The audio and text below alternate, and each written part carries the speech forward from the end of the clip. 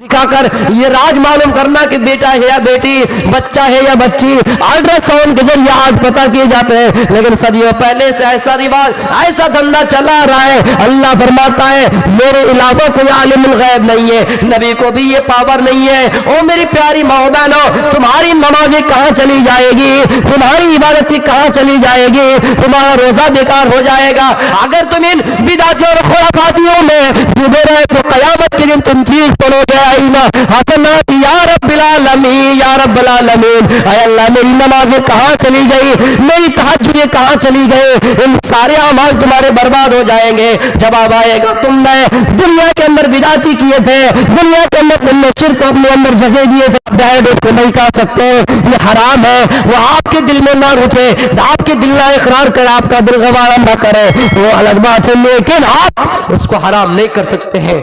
इन्हीं नबी के बारे में आप सुन रहे हैं एक साल से एक भेड़िया क्या कह रहे हैं, अल्लाह के नबी मोहम्मद काफिरों और मुसलमानों के दरमियान लड़ाई या लड़ाई, जंगे छिड़ी, मोहम्मद कातिल है, नौज़ बिल्लाह, कितने लोगों को कत्ल कराए। लेकिन मेरा नबी क्या कह रहा है कि अल्लाह ताला खिताब कर रहा है, नबी आप अपनी तरफ से कुछ नहीं बोल सकते जब तक अल्लाह जिब्रील के जरिए आपको पैगाम न पहुंचा दे।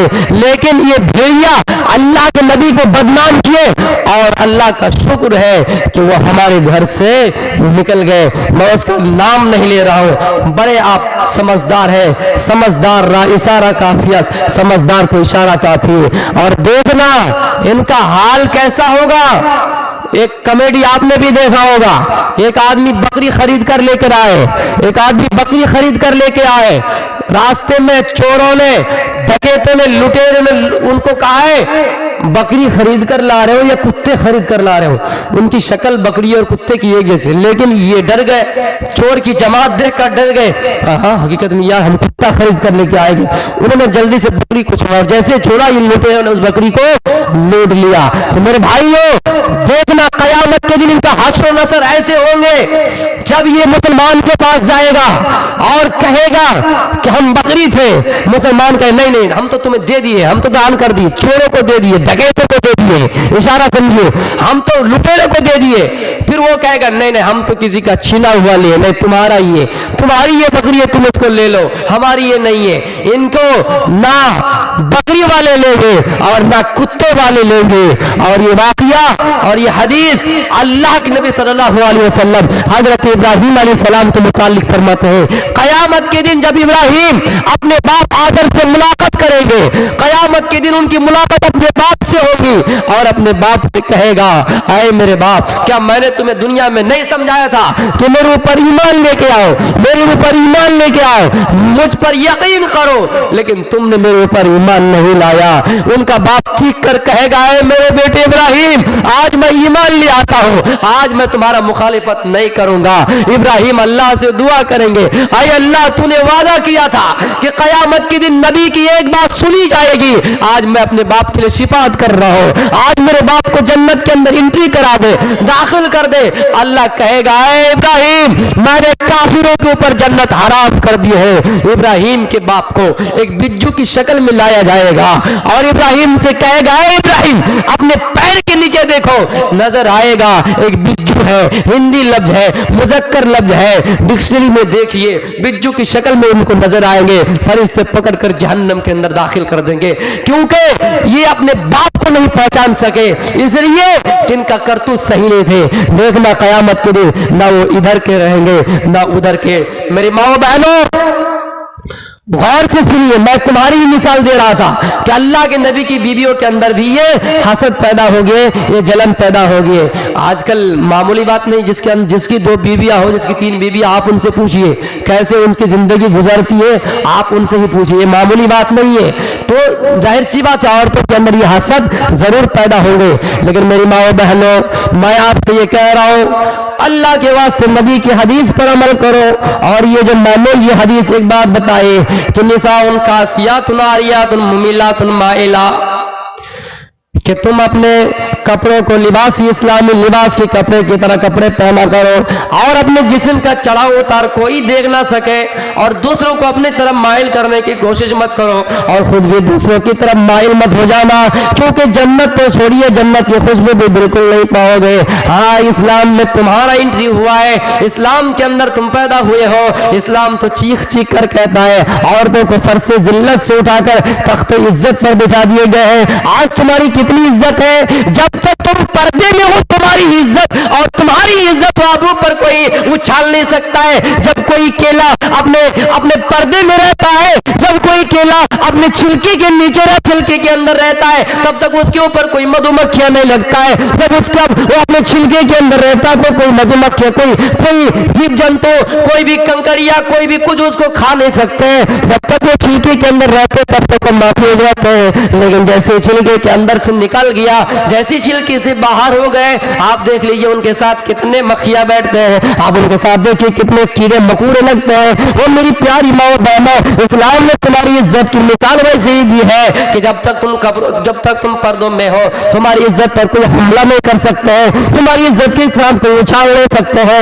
اے مسلمانوں، میں آپ سے بھی یہ کہہ رہا ہوں، آپ اپنا ایمان مضبوط کیجئے، ورنہ اگر آپ اپنے بیٹیوں کو جتنے ہی پردے میں رکھیے، اگر آپ اسکولوں میں چھوڑنے جائیے گا، کالجوں میں چھوڑنے جائیے گا، دن بھر آپ کو سکون نہیں ملے گا، آپ کو شانتی نہیں ملے گی جب تک آپ کی بیٹی آپ کے گھر میں نہ جائے، کیونکہ ہمارے ایمان سے ہماری اعمال سے ہمارے اوپر موجودہ حالات میں ماڈرن دور میں ایسے ظالم اور بادشاہ اور حکمراں آئیں گے، ہماری بیٹیوں کی عزت پر اٹھا لیں گے، ہماری بیٹیوں کی عزت و آبرو پر دھیان نہیں دیں گے، نعرہ تو لگائیں گے لیکن کام نہیں کریں گے۔ آج دیکھ لیجئے کتنی لڑکیوں کی عزت کے ساتھ کھیلا گیا، راجستھان میں کھیلا گیا، میرے پیارے ساتھیوں کشمیر کے ان لڑکی کی عزت سے کھیلا گیا، لیکن میں یہ دیکھنا چاہتا ہوں کہ یہ کتنے کچھ مجرموں کو سزا دیے ہیں۔ اس لیے میری پیاری ماں و بہنوں، میں آپ سے یہ وعدہ لے رہا ہوں، اللہ کے نبی فرماتے ہیں تمہاری مثال اور میں ایک اور دے رہا ہوں۔ ایک آدمی چلا آیا، ایک عورت ایک مولوی صاحب کے پاس چلے آئے اور مولوی صاحب سے کہنے لگی،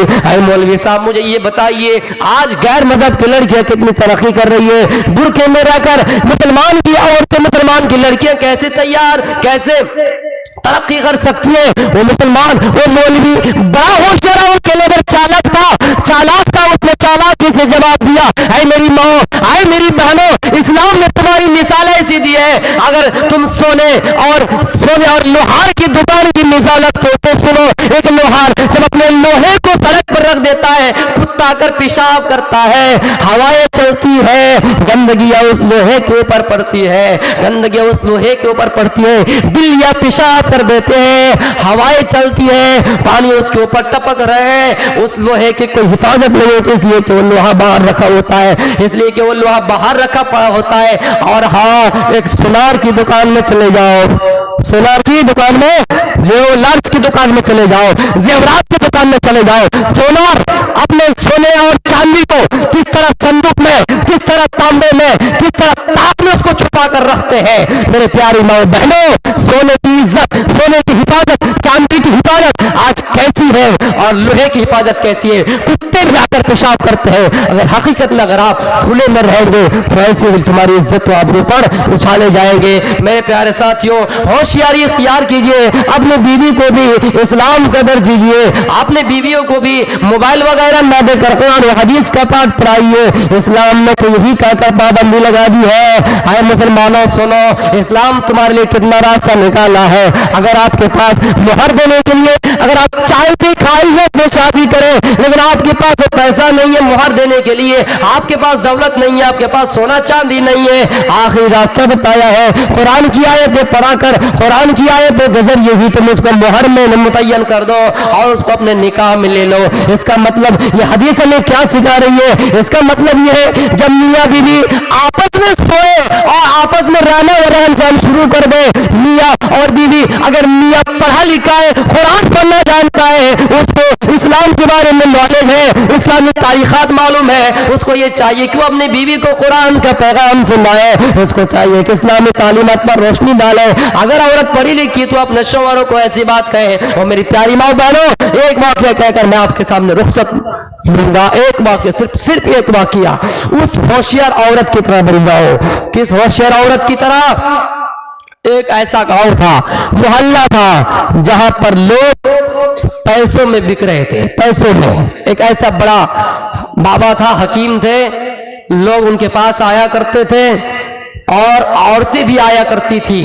सास अपने बहू का हाथ दिखाती थी, देखो क्या है, पेट में बच्चा है या बच्ची। जब कोई हमल ठहरता, बच्चे जन्मने के करीब आता, वो अपने बहू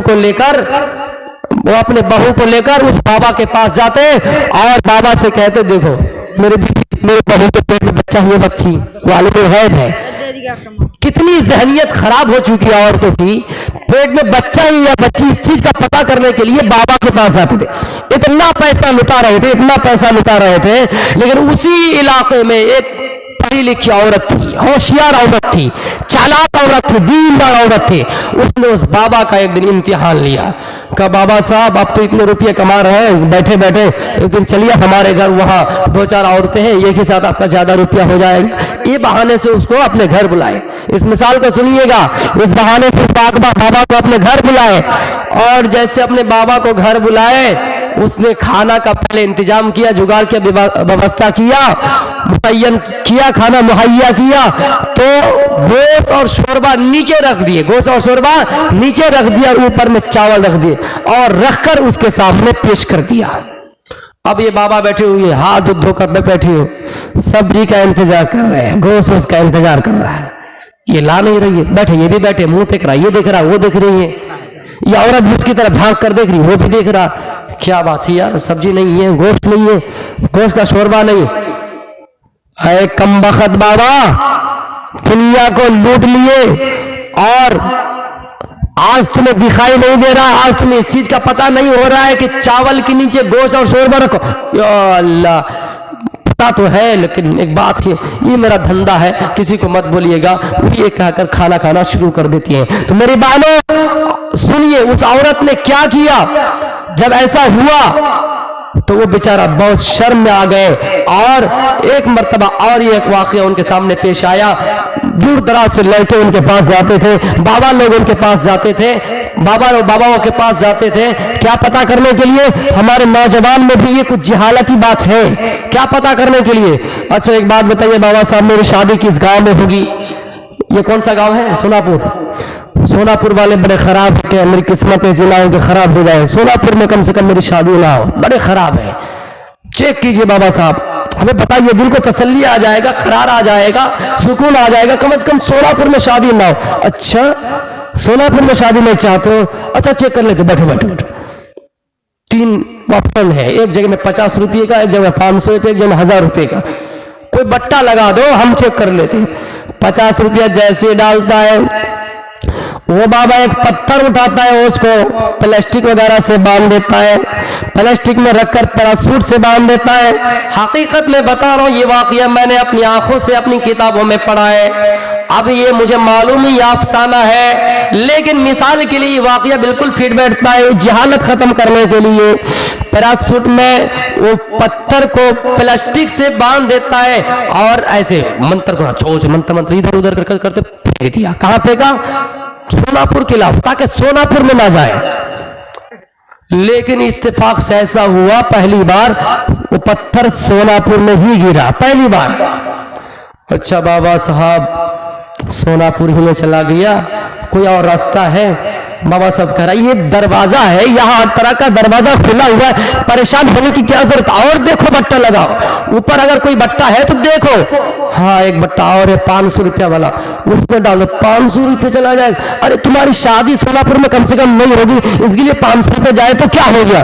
फिर वो 500 रुपया डालता है, फिर वैसे ही पत्थर को घुमाता है, फिर वो चूक से नहीं जानबूझकर उस पत्थर को सोनापुर की तरफ ही फेंकता है। मेरे प्यारे साथियों, फिर कहता हाँ सत्यानाश हो गया, फिर सोनापुरी में चला गया। और देखो कोई बट्टा है, आखिरी जो बट्टा है वो 1000 रुपये की है, फिर उसमें 1000 रुपये का बट्टा लगाता है, और ये बाबा देख रहा है कि ये सोनापुर की तरफ छोड़ेंगे तो इसका ईमान और इनका अकीदा बिगड़ जाएगा, इसलिए उन्होंने अपने उंगली को दूसरी सिमत की तरफ किए, अपने हाथ को दूसरे जानिब किया, और उसने फिर पत्थर को घुमाना शुरू किया, और सोनापुर के अलावा दूसरे मोहल्ले में पड़ गए। हाँ, बड़े खुश हो गए, दूसरे इलाके में शादी हुई, सोनापुर में कम से कम शादी नहीं हुई, खराब इलाके में शादी नहीं हुई। मेरे भाइयों, जब चलते चलते थोड़े दूर गए, फिर उनको समझ में आया क्या बात है, बाबा साहब का धंधा लगता है कामयाब हो गया।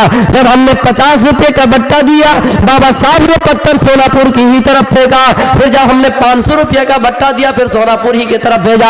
आखिरी जो बट्टा हमने दिया 1000 रुपये का दिया, आखिरी जो दरवाजा बाबा साहब के पास था हमने 1000 का दिया, और बाबा साहब ने सोनापुर के अलावा दूसरे मोहल्ले में पत्थर देगा। पता चलता है कि बाबा का कोई चाल है। फिर वापस आता है और कहता है बाबा, अरे बाबा मुझे अब कोई जरूरत नहीं दूसरे इलाके में शादी करने की, अब मैं सोनापुर में ही शादी करूंगा।